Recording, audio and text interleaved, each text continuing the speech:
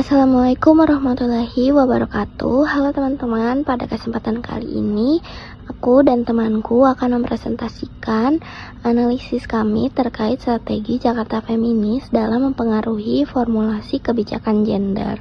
Sebelum itu, kenalin aku Ajeng Rorasyanti dengan NIM 6670230105 dan temanku Nisaul Istiqomah dengan NIM 6670230102. Langsung aja teman-teman, seperti yang kita ketahui, kekerasan berbasis gender itu masih sangat tinggi di Indonesia, yaitu ratusan ribu kasus setiap tahunnya. Berdasarkan data dari Komnas Perempuan 2025, ada 376.529 kasus kekerasan berbasis gender terutama terhadap perempuan. Yang mana kasus ini tuh naik sebesar 46.432 kasus dari tahun 2024. Sebenarnya sudah banyak gerakan feminis yang aktif, namun pengaruhnya itu terhadap kebijakan masih terbatas dan sering dibungkam. Kebijakan publik di Indonesia juga masih bersifat gender blind atau buta akan kesetaraan gender itu sendiri. Hal itu juga mempengaruhi indeks ketimpangan gender, yang mana pada tahun 2024 Indonesia itu kehilangan 42,1% potensi pembangunan manusia akibat ketimpangan gender itu sendiri. Data tersebut diambil dari Komnas Perempuan tahun 2024. Untuk itu, pada analisis kali ini kami mengambil salah satu gerakan feminis, yaitu Jakarta Feminis, yang lahir dari gerakan Women March Indonesia. Women March Indonesia juga merupakan cabang dari Women March yang ada di Amerika Serikat.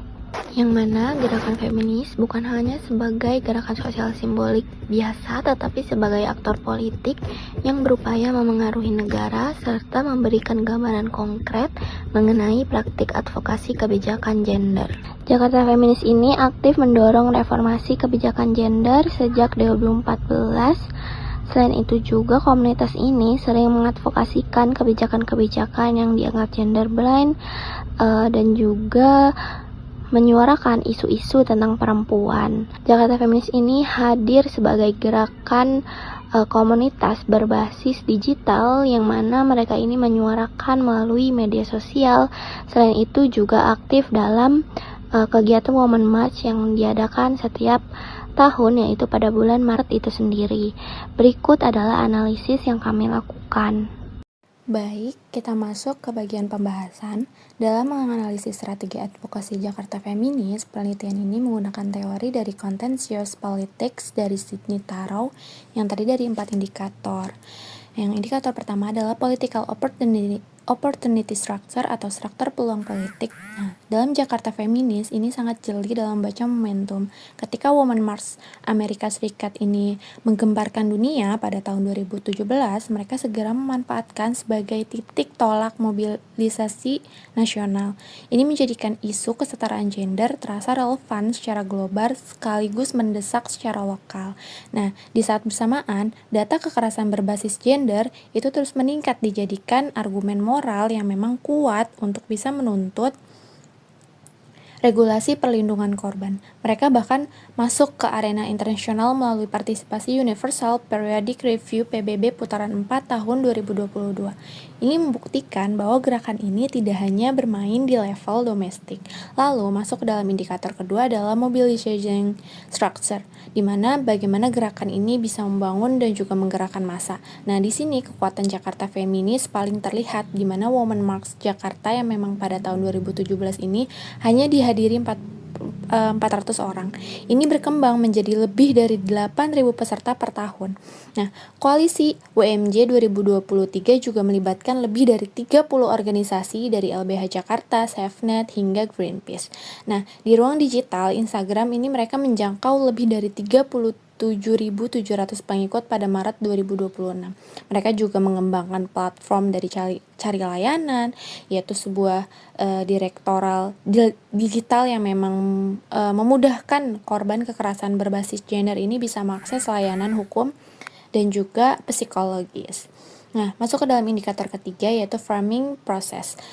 Bagaimana isu ini dibingkai agar resonan di masyarakat secara luas.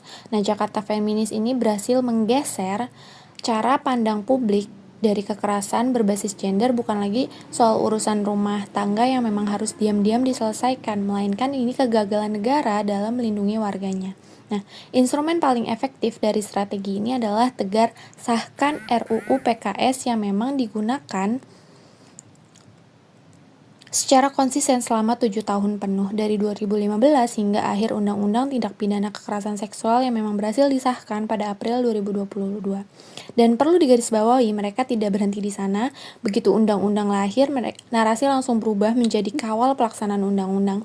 Ini menunjukkan framing yang memang matang, selalu berevolusi mengikuti situasi agar momentum gerakan ini nggak padam. Nah, indikator terakhir adalah Repertoire of Contention, yaitu ragam bentuk aksi yang memang digunakan. Nah, Jakarta Feminis ini tidak mengandalkan satu cara aja, mereka menggabungkan demonstrasi jalanan yang direplikasi hingga ke Yogyakarta, Surabaya, Bandung, bahkan masuk ke dalam petisi-petisi daring gerak bersama yang memang berhasil mengumpulkan 1.000 tanda tangan sebelum diserahkan ke parlemen sebagai bahan lobby dari Feminist Fest yang memang menjangkau kalangan muda melalui seni dan juga diskusi, serta dari kampanye digital yang memang masif di Instagram dan juga Twitter. Nah, dari kombinasi dari reporter yang memang adaptif inilah yang membuat gerakan mereka tuh tetap relevan di berbagai lapisan masyarakat.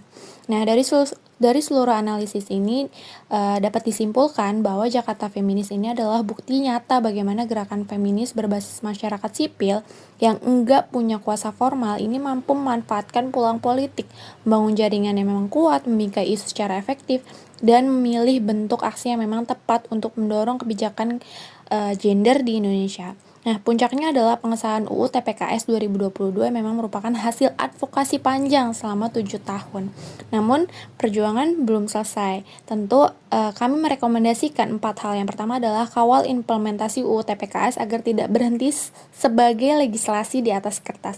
Kedua, yaitu mendorong pengaruh utamakan gender yang memang substantif dalam setiap kebijakan publik. Dan ketiga adalah perluasan koalisi agar gerakan feminis ini mendapat keterwakilan nyata di dalam struktur kekuasaan formal. Dan keempat, yaitu terakhir, adalah terus perkuat kampanye digital karena suara di media sosial adalah tekanan politik yang memang nyata. Sebagaimana ditunjukkan oleh Jakarta Feminis selama lebih dari 1 dekade, gerakan feminis bukan sekedar simbolik, ia adalah aktor politik yang memang sungguh-sungguh mengubah arah kebijakan. Sekian dari kami, wassalamualaikum warahmatullahi wabarakatuh. Terima kasih.